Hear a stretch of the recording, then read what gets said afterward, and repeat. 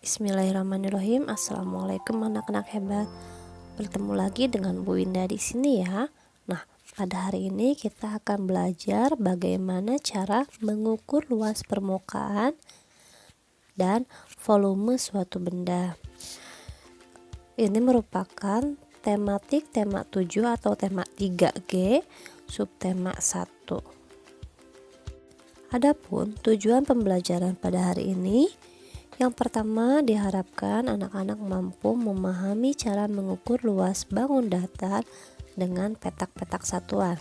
Yang kedua, diharapkan anak-anak mampu mengukur luas bangun datar dengan petak-petak satuan.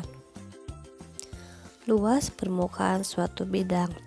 Luas bangun dapat ditentukan dengan menghitung banyaknya persegi satuan yang terdapat pada bangun datar. Coba perhatikan, di sini ada satu buah bangun datar dan di dalamnya itu ada kotak-kotak persegi satuan ya. Coba dihitung kira-kira luas permukaan suatu bidangnya berapa ya? Nah, ini caranya ya. Untuk menghitung luas permukaan bangun, kita dapat menghitung seluruh jumlah persegi satuan yang ada di dalamnya. Nah, setelah dihitung, ternyata di sini ada 16 persegi satuan yang terdapat pada bangun tersebut. Jadi, bisa kita katakan bahwa luas bangun tersebut adalah 16 satuan persegi. Coba di sini Ibu mempunyai suatu bangun. Coba kita hitung luas permukaan bidang datar ini. Nah, di sini ada satu bangun dengan beberapa kotak persegi satuan di dalamnya. Namun, ternyata ada warna yang berbeda. Nah, perlu diingat ya, jika kita nanti menemukan ada bangun datar yang permukaannya berbeda warna, boleh bagian yang berbeda warna itu tidak kita hitung sebagai luas permukaan suatu bidang datar. Nah, jika kita hitung di sini ada banyaknya 8 persegi satuan. Nah, yang warnanya merah itu tidak dihitung ya. Jadi bisa kita ambil jawabannya, luas permukaan adalah 8 satuan persegi. Nah, bagaimana untuk menghitung luas permukaan bidang tersebut? Gampang kan? Sekarang kita akan mengukur luas permukaan bidang dengan alat ukur tidak baku. Nah, di sini jika diperhatikan, di sini ada satu bangun ya. Namun ternyata ada bangunan yang berbeda di dalamnya. Benar sekali. Jika diperhatikan, dalam bangun datar tersebut terdapat 2 buah segitiga. Nah, sebagai rumusan awal, kita bisa ambil 1 persegi itu adalah sama dengan 2 segitiga. Coba perhatikan kembali di sini yang kotak pink merupakan 1 persegi satuan, kemudian ada setengah persegi satuan yang berbentuk segitiga ya.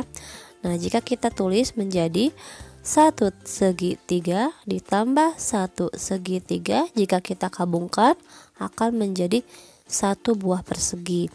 Jadi jumlah 2 segitiga itu adalah sama dengan 1 persegi.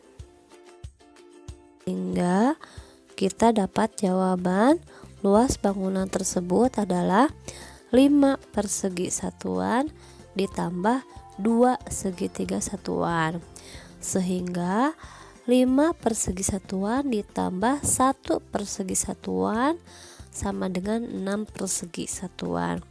Yang segitiganya kita bisa langsung ubah ya menjadi persegi. Nah, contoh bangunan yang kedua.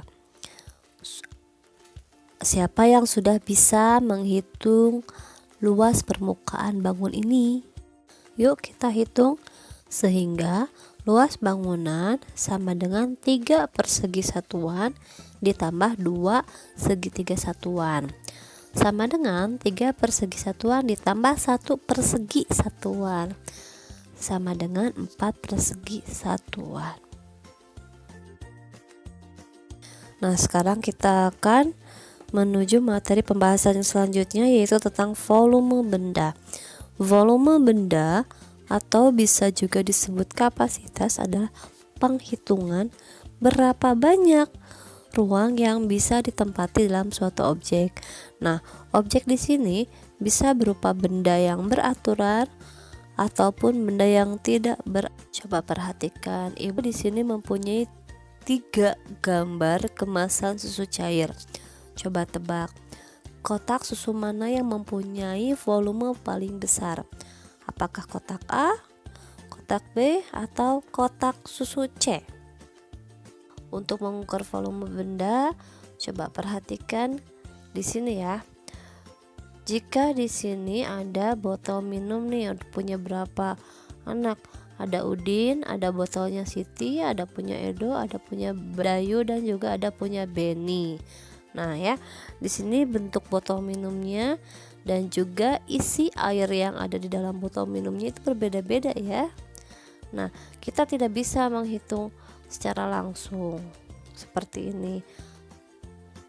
Jika air di dalam botol kita tuang ke dalam gelas dengan ukuran yang sama, maka akan diperoleh banyaknya air atau banyaknya volume dengan patokan batas permukaan air.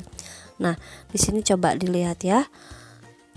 Ada batas-batas air di dalam gelas-gelas tadi yang sudah kita pindahin airnya ke sini. Coba bisa mulai dihitung ya, atau dilihat ya, punya siapa nih yang paling banyak airnya atau paling besar volumenya.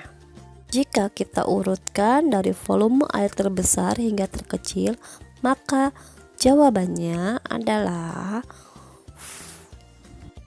urutan gelas volume terbanyak adalah gelas milik Siti yang paling banyak, kemudian disusul gelasnya Udin, kemudian ada Dayu, kemudian punya Beni, dan terakhir adalah volume yang terkecil adalah milik Edo.